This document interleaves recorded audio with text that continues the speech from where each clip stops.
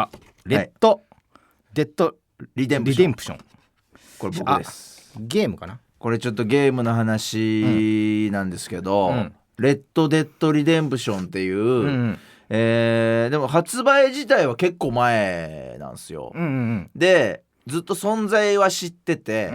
ただちょっとやる時間が取れなくて僕ずっとやってなかったんですよ、でちょっとさすがにそろそろやろうかなと思ってレッドデッドリデンプションを、ここ多分1ヶ月ぐらいで僕100時間ぐらいめちゃめちゃやってるじゃん。はい、プレイもうほんと寝る時間を削りながら。そんなやってんだったらもう番組見て俺のテロップ調べてくれあるだろ時間全然すいません、ちょっとレッドデッドリデンプションをやってたんでレッドデッドリデンプション、すいません。レッドデッドリデンプション負けたかレッドデッドリデンプションに。これレッドデッドリデンプションって、カウボーイとか皆さんが想像する、カウボーイガンマンとかいるじゃないですか。そういう人になって、グランドセフトオートみたいな自由度の高い、箱庭系ゲームって言うんですけど、で自分なりにもう本当に好きなことをやって暮らしながらストーリーを進めていくっていうゲームなんですけど、これすごいリアルで、まずそのゲームにしては人が動かしづらいんですよ。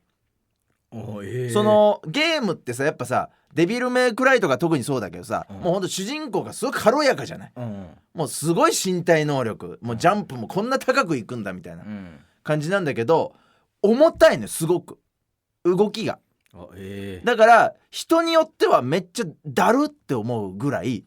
重たいってのは全然なんかちゃんと人の体なのよ。遅いんだ。そう速度が。で物とかアイテム取る時に例えば普通にパッてバツを押すとアイテム入手みたいに出るじゃん、ピーンみたいな。これは一回一回取る動作をするのよ。だから机のものに5個何か物が置いてあったら、ちゃんと5個取る動作をするの。めんどくさでしょ。かける5ってなんないんだ。そうかける5ってなんない。で人によってはちょっともうそこで弾かれるようなゲームなのよ、めんどくさいなみたいな。で俺はでもちょっとその徹底したリアルさに、なんかすげえなってなって、で狩りをするシステムがあるんだけど、それも、普通に自分で弓でバーンって撃って買ったりするんだけど、その体のところに矢が刺さったりすると皮が傷ついちゃうから粗悪な皮になっちゃうのよ。だから頭とかをしっかり狙わないと良質な皮が手に入んない、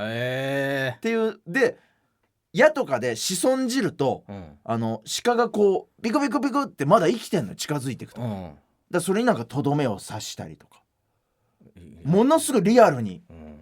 できてんのよ。ちょっとびっくりするぐらい俺びっくりしたのよ。こんな前に出てたゲームがなんかこんなリアルに作られてんだっていう恐ろしさに、で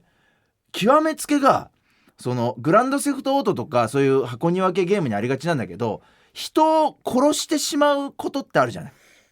グランドセフトオートはなん特にか俺も宮下の家かなんかで何回かやったけど、普通にね車とかも運転できるんだよね。そうニューヨークだっけ、なんかアメリカのなんか都市、アメリカとかなんかそういうの再現した架空の都市でなんか普通に、悪いやつとしてなんかこう、あれ生活できるみたいな。操作ミスでさ引いちゃったりするじゃん。車ほんと車線間違えて、バンって人引いちゃったりとかはある。なんかでレッドデッドリデンプションも普通に馬走らせてて、なんか交通事故みたいに馬と馬が衝突しちゃう時あるんだよ。なんか角から急に出てきて、でバーンって殺しちゃうのよ。で死んじゃうじゃない。でその馬が人がで死んじゃったらさ落馬して落馬して死んじゃうのよ人が。で大体人死んじゃったらさ、その場から去ればなんともないじゃない。なんかゲームっていやそうね、なんか目撃とかさ、警察が近くにいたりとか、そういうので要素はあるのよ。なんか次そのマップ行った時にはもう消えてたりする。そうでこれってやっぱやろうとしてやった罪じゃないじゃん、でもこのレッドデッドリデンプションってそれをも許さなくて、その死体をそのまま置いとくと、時間経過とともに誰かがそれを目撃して、調査が始まって、俺に賞金がかかるの。そうだからどうしたらいいかっていうと、その死体をこの藪とか草むらに隠しとく必要があるの。よくないゲームだな。そうだからめちゃくちゃ罪の意識が芽生えるのよそこに。なんか殺しちゃって草むらに隠すっていう行為、証拠隠滅をしないといけないんだ。だからすごい気分が落ちるのよ正直。うわ俺リアルであればあるほど、そうわ俺人殺しちゃったよみたいな、で最初やる任務とかもなんか銀行強盗とかガンマンだからさ、銀行強盗とか列車泥棒とか、列車に乗ってる貴族とかそういうのを狙って金品をこう強奪してみたいな、まあ言ってもそのキャンプに仲間がいてその仲間たちの生活をなんとか支えるために泥棒とかそういうのやるしかないみたいな感じで、まあやればやるほど賞金首として追われるからもう犯罪ぐらいでしか金を手に入れられないみたいな感じなの。だからもう自分がすごく悪いやつ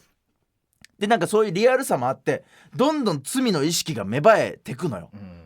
でそんな中ちょっとこの先はレッドデッドリデンプションちゃんとやろうとしてる人はちょっとネタバレなんで、ちょっともう聞かないでほしいですけど申し訳ないですけどちょっとこの先はこれどうしてもちょっと話したくてこのゲームのすごいところ、ネタバレだ。ちょっとネタバレ俺今まであんまネタバレしてゲームの話しなかったんですけどちょっとどうしてもこれ話したくて、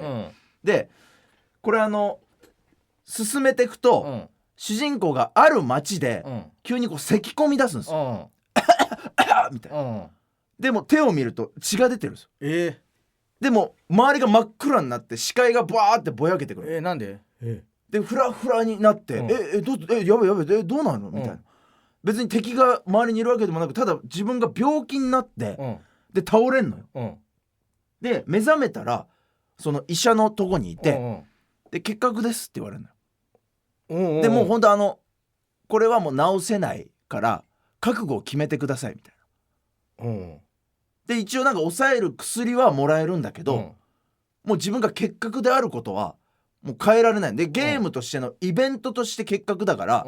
その治す薬とかがゲーム中手に入んない、もうそこからはもうずっと咳込んだりとかすんのよ主人公が、で急に戦ってる最中にってなって、ちょっとこう動きが鈍くなったりとかがある、で、なんかそうなることによって、その主人公がだんだんと自分の罪をなんかこう振り返り出すのよ、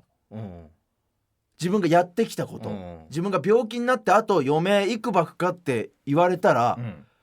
自分のこう人生を思い返してろくでもない人生だったなって思うように作られてんの、で俺も本当に思ってたから罪の意識とかあるじゃない、隠したりとか列車強盗とかしてなんかすげえ悪いなこいつって思いながらお前が操作してたそうやってたから、そのなんか結核ですって言われて、